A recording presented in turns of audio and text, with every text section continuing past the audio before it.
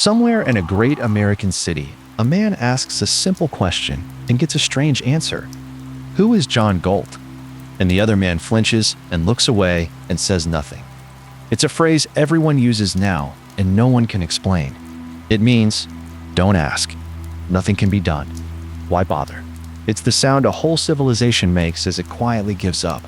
And while people mutter it in the streets, something impossible is happening. The best minds in the world, the inventor, the industrialist, the composer, the philosopher, are vanishing. One day, they're brilliant and alive. The next, they've walked out of their own lives and disappeared, leaving no trace and no reason. The lights are going out across the country, one great man at a time. And nobody knows why. This is Ayn Rand's Atlas Shrugged, and the question is the whole story. Meet Dagny Taggart. She runs the trains, the real work of Taggart Transcontinental, the railroad that stitches a continent together. On paper, her brother James is the president. In reality, James spends his days in meetings, blaming markets, courting favors, terrified of any decision. Dagny makes the decisions.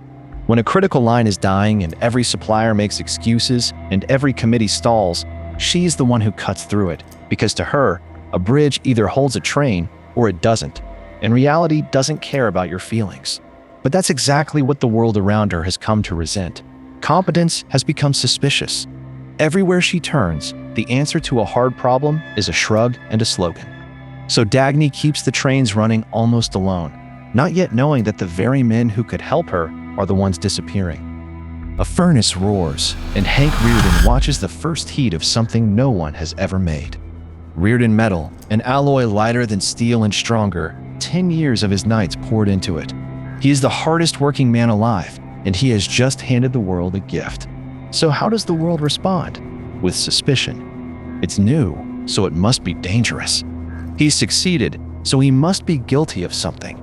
Newspapers question it, agencies investigate it, competitors lobby against it, not because it fails, but because it works, and they didn't make it. Rearden can't understand it. He believes if he just makes the best product and asks nothing but to be left alone, he'll be safe. But the world isn't after his failures. It's after his success. And that misunderstanding is about to cost him everything. Dagny needs to save the Rio Norte line, and every established supplier has let her down. Therefore, she does the unthinkable. She bets the line on Rearden metal, the untested alloy everyone is afraid of. Two people who refuse to apologize for being good at their work, joining forces against a culture that treats excellence as a threat. When the state board forbids her from naming the new line after her own railroad, she doesn't back down. She names it after the phrase on everyone's lips, the phrase of despair. She calls it the John Galt Line. It's meant as defiance. You say nothing can be done? Watch this. She has no idea she's just named her greatest achievement after the very man who is quietly emptying the world of people exactly like her. The mystery is closing in, and she can't see it. Then there's Francisco d'Anconia, and he breaks Dagny's heart. Heir to the greatest copper fortune on earth, once the most brilliant, most alive person she'd ever known, her first love. The boy who could do anything. And he's become a joke, a worthless playboy who laughs at everything and builds nothing. Worse, he pours millions into ventures designed to fail, torching his own empire for sport, ruining the investors who trusted his name. Dagny watches this and feels something like grief. How does a mind like that rot into this? But watch closely, because Francisco is not stupid and he is not drunk. Every disaster he causes is aimed with surgical precision at the men who live off others. He is destroying his fortune on purpose. The question is why, and the answer will explain everything. It keeps happening. A famous philosopher quits to become a short-order cook. A brilliant engineer walks off the job and is never seen again. A judge, an artist, an oil man. The ablest people in every field are laying down their tools and slipping away. And each time, the same useless phrase drifts up in their wake. Who is John Galt? The looters who run things now don't even notice the pattern. They only notice that things keep breaking, and that fewer and fewer people know how to fix them. But Dagny notices. She starts to feel it, an intelligence behind the vanishings, as if some enemy is deliberately draining the world of its best blood. She calls him, in her mind, the Destroyer. She swears she'll find him and stop him. She doesn't yet know she's calling him an enemy when he may be the only one who understands. The day arrives. The John Galt Line is built, green-blue rails of Rearden metal laid across the country by two people the whole establishment said would fail. Experts predicted the bridge would collapse. The press predicted disaster. And Dagny and Rearden climb into the cab of the first train themselves, because they will not ask anyone to risk what they won't. The engine opens up. The speedometer climbs past every safe limit the committee set, and the rails hold. The bridge holds. The world blurs past at a speed no one believed possible. For one shining afternoon, the mind wins in the open, in front of everyone. People line the tracks and cheer. It is the happiest day of Dagny's life. But triumph like this, in a world that fears it, is not a reward. It's a target. And the target is struck. New laws arrive, wrapped in soft language, an anti-dog-eat-dog rule here, a fair share directive there. Their real function is simple. Punish whoever produces too much. A man who builds is ordered to hand his best to men who didn't. Rearden is dragged before hearings for the crime of selling a metal people want. Dagny watches the prosperous state of Colorado, the last place still booming, get chained by regulations designed to bleed it. Every incentive now flows one way. It is dangerous to be excellent and safe to be needy. Therefore, the excellent begin quietly to do the math. Why keep pouring yourself out to be looted and insulted for it? Somewhere out there, someone has already answered that question and is offering them a way out. Ellis Wyatt is the oil man who single-handedly made Colorado boom, pulling crude from shale everyone else called worthless. When the new directives come for him, to milk his wells for the looters while strangling his ability to run them, he does not comply, and he does not beg. He makes a decision. Dagny races toward his fields and arrives to a wall of fire. Wyatt has set his own wells ablaze rather than let them be seized, and he is gone. He leaves one sign, driven into the ground at the edge of the flames. It reads, "I am leaving it as I found it. Take over. It's yours. The fire will burn for years. They'll call it Wyatt's torch, a pillar of flame on the horizon, the mark of a producer who would rather destroy his life's work than be a slave to it." Part 1 of The World Ends in Fire. At a glittering wedding full of the people who despise him, someone sneers the old line, that money is the root of all evil. And Francisco d'Anconia, the playboy everyone has written off, sets down his glass and answers. Money, he says, is not evil. Money is the token of production, proof that you gave value to get value, that you dealt with other people by trade instead of force. So you think that money is the root of all evil? He asks. Have you ever asked, what is the root of money? And then the line that reframes the whole book, man's mind, he says, is the root of all the goods produced and of all the wealth that has ever existed on earth. Wealth isn't stolen from the world. It's made by someone who thought. For a moment, the mask drops, and you see the real Francisco underneath. To understand where all the vanished men went, you have to hear one story. On a night train, a frightened tramp tells Dagny about a factory he once worked at, the 20th Century Motor Company, and the day its new owners announced a noble plan. From now on, everyone would work according to his ability and be paid according to his need. It sounded like love. It became a nightmare. Because now showing ability just meant more was demanded of you, and showing need was the only way to get more. So people competed to be weak. They hid their skill and advertised their misery. The best workers were bled to feed the neediest, resented for it. And slowly the whole plant rotted from the inside, not from cruelty, but from a rule that punished virtue and rewarded helplessness. And on the night that rule was voted in, one young engineer stood up. The young engineer looked at the crowd that had just voted to chain the able to the needy, and he said he would put an end to it, once and for all. He said he would stop the motor of the world. And then he walked out and kept his word. His name was John Galt. Not a phrase. A man. The most gifted engineer of his generation, who had invented a motor that could have drawn limitless power from the air and changed everything, and who abandoned it the moment the world declared his mind was not his own. Since that night, he has been moving through the country in secret, finding the best in every field, and asking each of them a single question. Why are you letting them do this to you? Come on, strike. Stop feeding the machine that despises you. The mystery has an answer, and its name is a man. Now, the pattern makes terrible sense. The vanishings aren't random, and they aren't a plague. They are a strike, the first strike in history by the men of the mind. Galt's argument is quiet and merciless. The world runs on the people who think, invent, build, and produce, yet it treats them as guilty, to be used and looted and told they owe it. Fine, he says, then withdraw. Stop sanctioning your own destruction. Refuse to be the engine that powers a system built to punish you. And one by one, they agree and disappear. As they go, the world does exactly what Galt predicted. The trains slow, the factories stall, the lights flicker. Society had assumed the great producers would always be there, no matter how they were treated. Galt is teaching it, in the dark, what those producers were actually worth. Dagny, still fighting to save her railroad, still hunting the destroyer, stumbles onto something in an abandoned factory, the rusted remains of a revolutionary motor, decades ahead of anything alive, left to rot among the weeds. She stands there stunned. Someone built an engine that could have remade the world, and then simply walked away from it, left it to die. To Dagny, who would give anything to save such a thing, it's almost incomprehensible. Who could abandon a mind's greatest work like a piece of trash? She becomes obsessed with finding the inventor, chasing a ghost across the country. She thinks she's tracking down a criminal who is wrecking civilization. She is actually tracking down the one man who understands exactly why it's collapsing, and who could tell her, in a sentence, what she refuses to hear. The chase ends in a crash.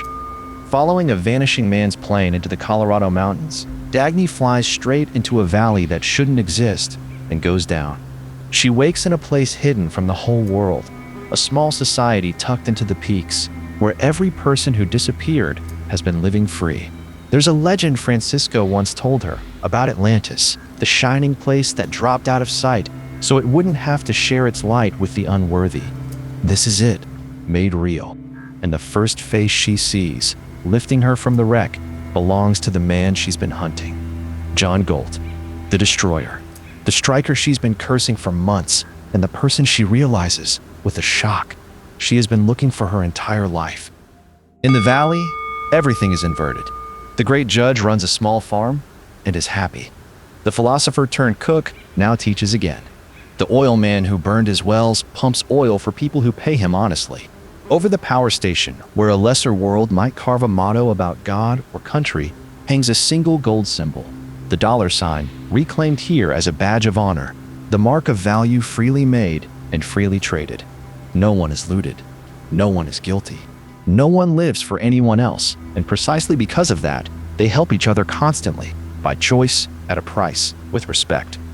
Galt tells Dagny plainly what she's looking at. "We are on strike," he says.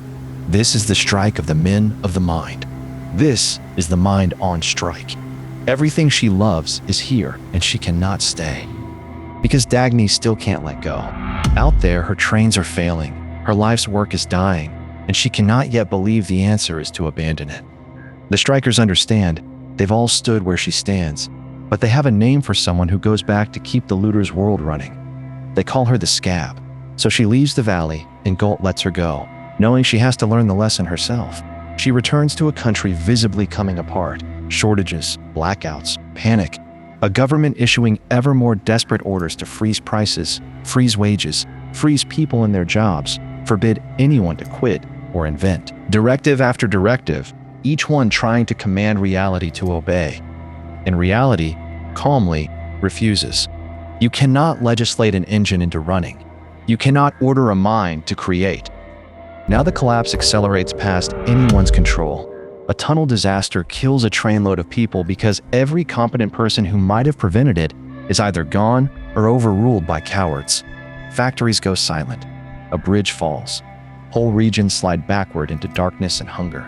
The looters in charge respond the only way they know: more force, more slogans, more blame. And it does nothing, because you cannot loot what is no longer being produced. This is Galt's thesis made unbearable and literal. Take away the minds, and the machinery of civilization doesn't limp along without them. It stops. And in the ruins, The people who once sneered that they didn't need the greedy producers finally start to whisper the truth they've been running from, that they are helpless and that they are waiting, without admitting it, to be saved. And then one night, every radio in the country cuts out and a calm voice takes the air. For 12 years, it says, "You have been asking, who is John Galt?" This is John Galt speaking. For hours, he tells the world exactly what he has done and why. He names the strike. He tells them he found the men they were destroying and took them away. He lays out his whole philosophy in one relentless argument, that existence exists, that A is A, that a thing is itself and cannot be wished otherwise, that your mind is your means of survival, and no one has the right to demand you surrender it. You have been taught, he says, that your highest virtue is to live for others. He has come to tell you that you have the right to live for yourself. At the heart of this speech is a vow, the moral code the strikers live by, the exact inversion of everything the looters preached. "I swear," Galt says, "by my life and my love of it, that I will never live for the sake of another man, nor ask another man to live for mine, not care for no one. But no one is a tool, no one is a sacrifice. You are not born owing your existence to the crowd, and no one may carve up your life in the name of need." To a world raised to feel guilty for wanting to be happy, it lands like a thunderclap. Some hear liberation, some hear heresy, and the men still clinging to power hear only one thing, that the voice on the radio is the single person alive who could save them, and that he has just told them, in front of everyone, that he will not. So the looters do what looters do. They hunt Galt down, and they capture him. And then, absurdly, they beg him. The economy is in free fall, the people are turning, and the men in charge have no idea how to make anything work. Won't he take over? Won't he tell them what to do? Become their economic dictator, their planner, their savior, and fix the world they broke? It's the perfect final image of the whole story. The parasites, having driven off every producer, holding the last one at gunpoint and pleading with him to keep them alive. But Galt will not sanction his own murder. He will not pretend that force can command a mind. He simply refuses. He would rather they killed him than have him lift a finger to prop up the thing that is killing everyone. When begging fails, they turn to pain. They strap Galt to a crude electric torture machine and demand he give in. The last argument of men who have run out of arguments. He endures it in silence. And then, in the book's sharpest, quietest irony, the machine breaks down. The generator dies, and the frightened little men operating it stand there helpless, because not one of them knows how the thing works. They cannot even torture him competently. And Galt, strapped to their machine, at their mercy, calmly tells them which part has failed and how to fix it. That is the whole novel in a single moment.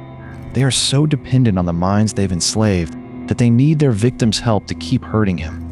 This is what Rand calls the sanction of the victim, and Galt is done giving it. While they torture one man in a basement, the country outside finishes falling. The strikers move in and pull Galt free, and as they escape, the greatest city in the world loses its power for good. The skyline of New York, that monument to human achievement, going black street by street, until the island is just a dark shape against the sky. There is no one left to run it. The looters have their wish at last, a world with no producers left to resent, and it is a corpse. The men of the mine stand outside it now, watching the glow die, feeling not triumph exactly, but the grim vindication of people who warned you and were called selfish for it. The old world is over. It ran on a lie, that the strong owe their strength to the weak, and the lie has finally collapsed under its own weight. And Dagny at last lets go. She has seen it now with her own eyes, that you cannot save people from the consequences of their own ideas by working yourself to death inside their machine, that staying only feeds the thing destroying everything she loves. So she stops being the scab. She crosses over fully to the strikers, to Galt, to the valley and everything it stands for, not as a defeat, but as the first honest choice of her life. The woman who spent the whole book refusing to abandon a dying world finally understands that keeping it on life support was never loyalty. It was surrender.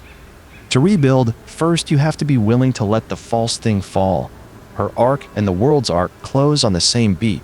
the letting go that had to come before anything real could begin again. Now the strikers wait. Out in the ruined country, the looters' government has vanished into chaos, and the men of the mind sit in their valley, ready. They are not conquerors. They took no cities and fired no armies. They simply stopped and let a world built on their exploitation prove, by falling, that it could not stand without them. Now that it has fallen, the ground is finally clear.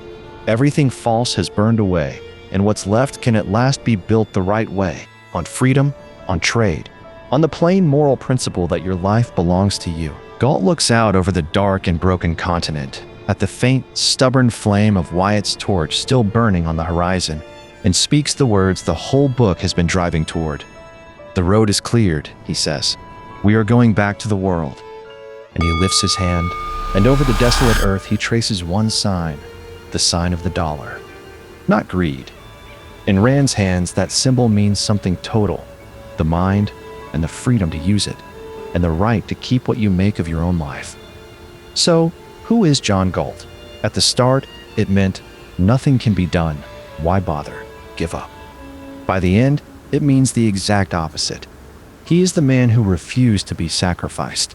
He is the question a whole civilization asked in despair and answered by collapsing, because it never understood that the world is carried quietly by people who love their work, and that those people can always, at any moment, simply set it down. You don't have to agree with every hard edge of Rand's philosophy. The ideas she'd later name objectivism have divided readers for 70 years. But that's the challenge she throws at you. What do you owe the world? What does it owe you? And what would happen if the people holding it up decided to let go? So, who is John Galt? Now you know. If this made you think, stay curious, and I'll see you in the next one.